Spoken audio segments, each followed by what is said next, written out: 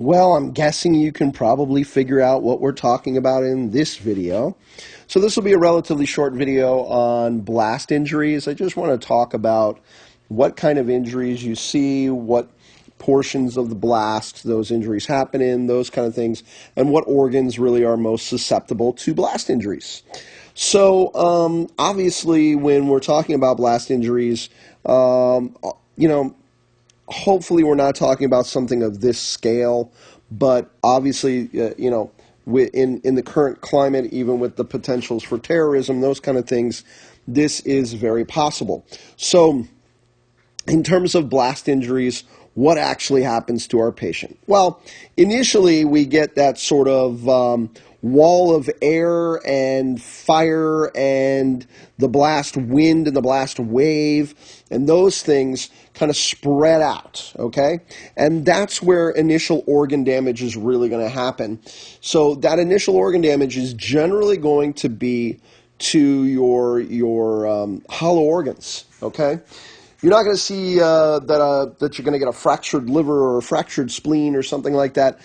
Although it is possible, what's going to be more possible is that your patient's going to develop tension pneumo or something like that because of massive compression of the chest. Okay. Of course, there are other hollow organs. We've got trachea. We've got the stomach, the gallbladder. We've got the intestines. Those kind of things. But I'm going to say, just spitballing here, that the most important one is going to be the lungs, okay? And so the damage to the lungs is going to be the big one. So after that initial blast wind, that wall of air, that fire, those kind of things, then what we see is there's flying debris along with that. So this is where we get things that will impale on patients, that kind of stuff. Remember the other day when we talked about the Boston bombing and what those Boston bombers actually specifically wanted was to maim. So they put things like ball bearings and nails and those kind of things. And that was what they were looking for, is the flying debris in that secondary phase of the blast to cause damage. And that's going to cause a lot of damage to the patients, of course. Then after that, you're looking at displacement, the tertiary portion, right? So this means that the patient gets knocked back or is flying or whatever, and the patient falls down. And this is where most likely we're going to see things like head injuries, possible now solid organ injuries, neck injuries, spinal injuries, those kind of things, okay? Those are all the things that we'll possibly see in that tertiary portion of the blast. And then the quaternary portion of the blast is the collapse of the building or the structure that's nearby.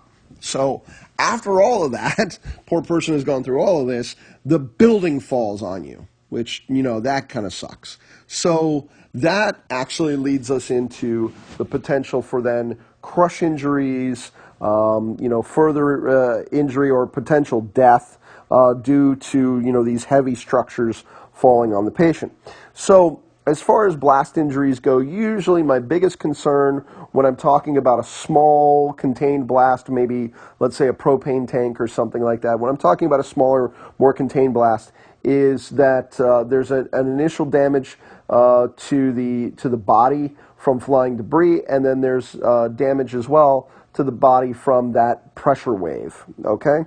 They're not going to outrun it. You can see there, this lady trying to outrun it. Not going to happen. Not going to be able to outrun that blast. That blast is definitely going to catch up with you. So the patient is definitely going to get injured when we're talking about a good large-sized blast. So really, that's all I wanted to talk about in terms of blast injuries. I know this is a pretty short video, but that's the main coverage of blast injuries when it comes to mechanism of injury. Really, guys, that's about all I'm interested in you spending your time on.